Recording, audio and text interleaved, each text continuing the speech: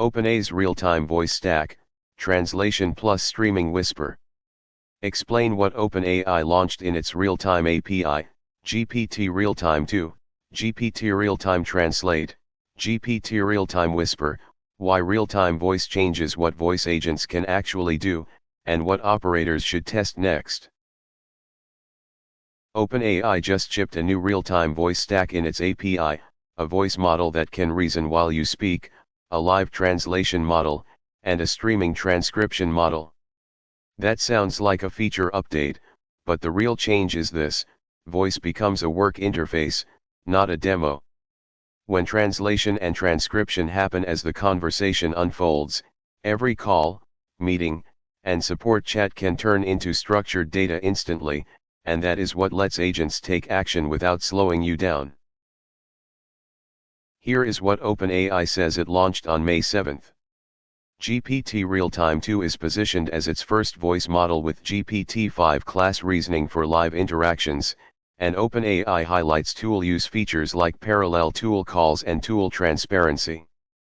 GPT-Realtime-Translate is built for live multilingual voice, and OpenAI says it supports more than 70 input languages into 13 output languages. And GPT-Realtime-Whisper is a streaming speech-to-text model designed for low-latency transcription, captions and notes that keep up with the speaker. Most voice bots fail for a boring reason: the pipeline has seams.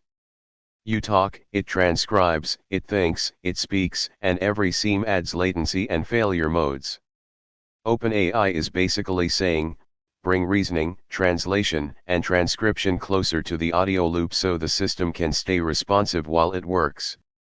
They also say they increased context from 32K to 128K for longer sessions and more complex workflows, which matters for real calls, where context is not just one question but a chain of clarifications, constraints, and corrections. The first order impact is operational: voice turns into text and tasks instantly. For support, that means live captions plus better handoffs: the ticket is written while the customer is still on the line.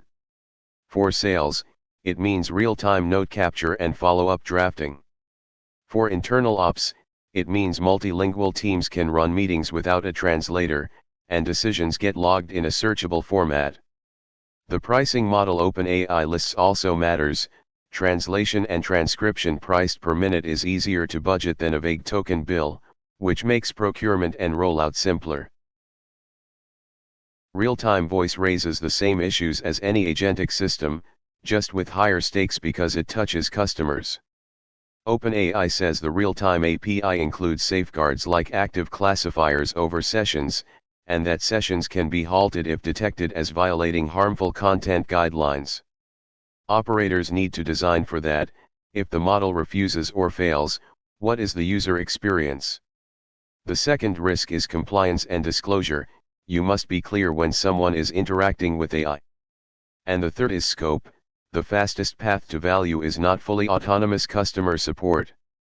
It is supervised workflows that turn speech into clean artifacts, with a human still owning the final action. Here is the practical rollout ladder. Step 1: live transcription for meetings and support, captions plus structured notes. Step 2: one safe tool action at the end of a call, like creating a follow-up task and drafting an email for review. Step 3: only after you have logs, fallbacks, and escalation do you experiment with customer-facing automation. The win is not replace a human.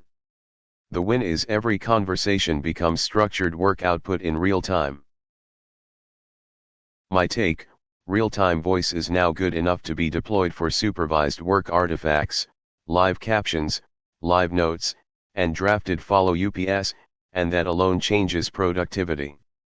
But fully autonomous customer-facing voice agents will still be a risk-managed rollout, because trust failures are expensive and public. Question for you: which workflow would you trust first, customer support, sales, or internal ops?